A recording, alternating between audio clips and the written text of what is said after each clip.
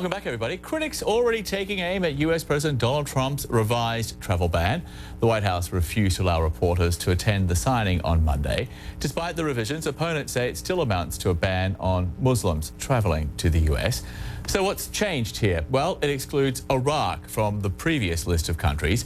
Green card holders and those traveling with valid visas are also exempt, and Syrian refugees will no longer be banned indefinitely.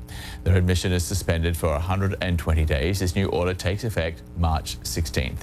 Let's bring in CNN's Jumana Kadache live in Amman, Jordan. So, Jumana, clearly Iraq is relieved they're no longer on the list, but what has been the reaction around the region now to this travel ban 2.0? Well, you know, John, we haven't had any sort of new or official reaction from the other countries that are impacted by this ban. There might be some relief that you're not going to be seeing visas revoked, visas canceled, because we know that with this new travel ban, visas that have already been issued are still going to be honored. So perhaps we're not going to see that sort of confusion and chaos that happened on January 27th when that initial first travel ban came into effect. But I think at the same time, these 6 countries that will be impacted will still be feeling the same, as we've heard in the past, that they are being discriminated against, that this is going to be collective punishment for people coming from these countries. And you know, John, when you talk to people in this part of the world, not even just the countries that are impacted by the ban, other countries, there is this apprehension, this concern, you know, and fear of traveling to the United States now because there's this feeling that Muslims and Arabs are no longer welcome in America. Okay, Jumana, thank you. Jumana Kadache live in Amman. And joining me here in Los Angeles, Executive Director of the National Immigration Forum, Ali Noorani, and Criminal Defense Attorney Sarah Azari. Ali, first I want to pick up on that last point that Jumana made.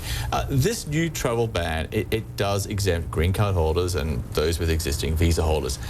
And it is being rolled out over a period of 2 weeks. It does seem to be a lot better planned, a lot better organized. It seems that in many ways they might just avoid the chaos that we saw at airports last time round. In some ways, does that diminish the potential for protests here? If people aren't being held at airports, there'll be nothing to protest. And in some ways, might diminish the anger towards this and people turning out on the streets? Well, let's look at the totality of the Trump administration's executive actions with regards to immigration. So you had the first one that was rolled out terribly, and you saw a massive backlash. Since then, we've seen a number of other immigration-related executive orders that have expanded enforcement priorities, that have created incredible chaos and anxiety and fear within immigrant communities across the United States.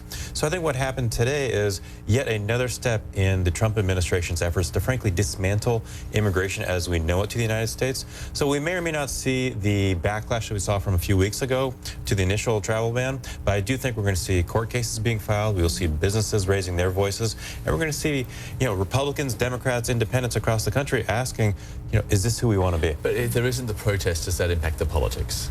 I think the politics on this are already set pretty hard. Okay. I think that, and the interesting part about this is that even within the Republican Party, there is a division. It's not, every Republican is not falling into lockstep with Donald Trump on this. Right. And Sarah, to you, one of the big changes, apart from taking Iraq off the list, is that they're allowing people with green cards and existing visas that will not be part of this travel ban.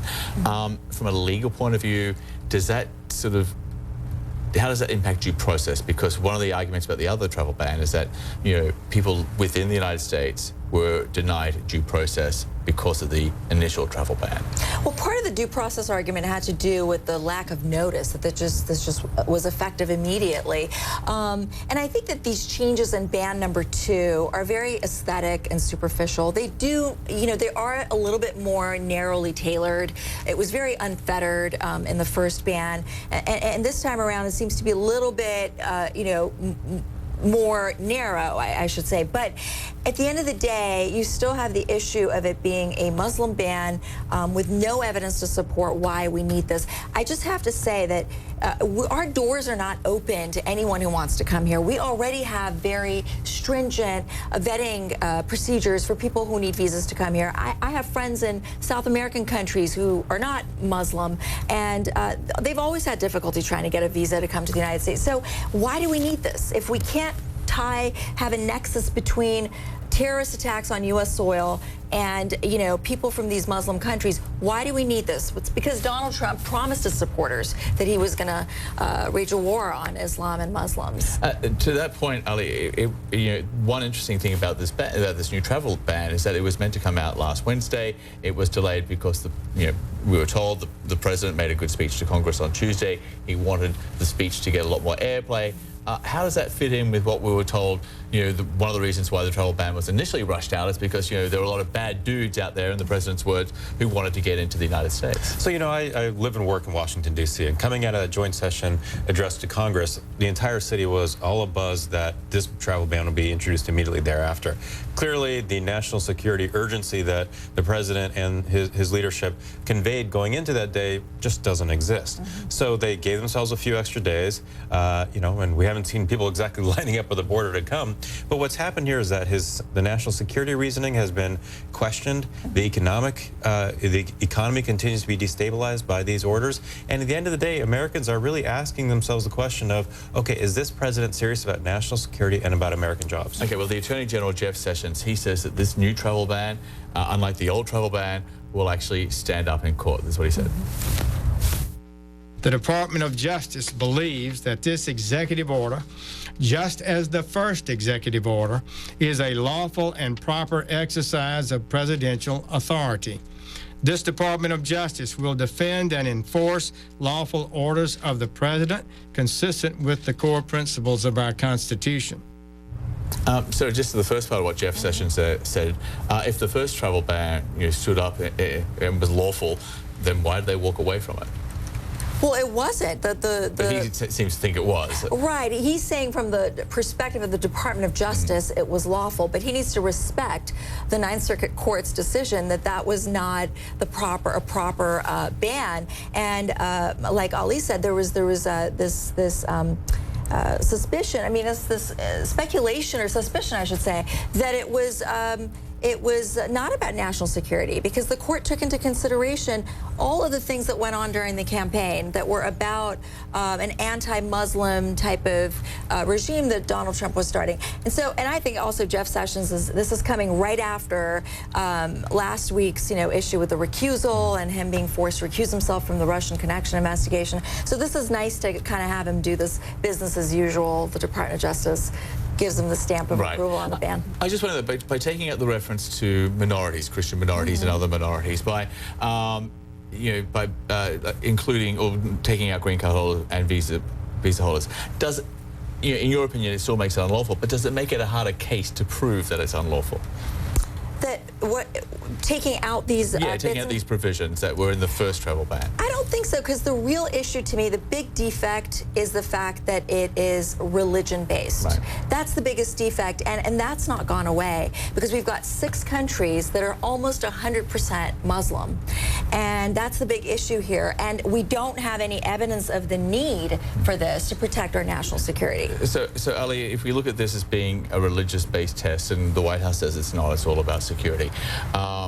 But for the Muslim community within the United States, what sort of impact does this have on them? Even though they're clearly not impacted on a day-to-day basis because of this, because they hold U.S. passports. So on December 7th, 2015, then candidate Trump made this commitment to the American public that he wanted to move forward with a ban on all Muslim immigration to the United States. So he established the intent of this order very, very early in his campaign. What that means for Muslims today in the United States, whether they've been here for generations or are a Syrian refugee who was resettled by evangelical church in South Carolina, is that they have a fear of the United States government, which at the end of the day makes us all less safe.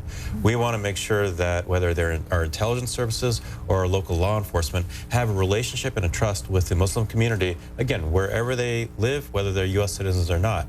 And this is our real concern about this order, is that it really undermines our nation's security, destabilizes our economy, and at the end of the day, there's a better and a smarter way to move forward. Okay, Ali and Sarah, thank you for coming in. Thank you. Really appreciate it. And we'll take a short break. When we come back, the U.S. and South Korea speeding up plans to try and counter Pyongyang's missile threats with a controversial defense system. Details in a moment.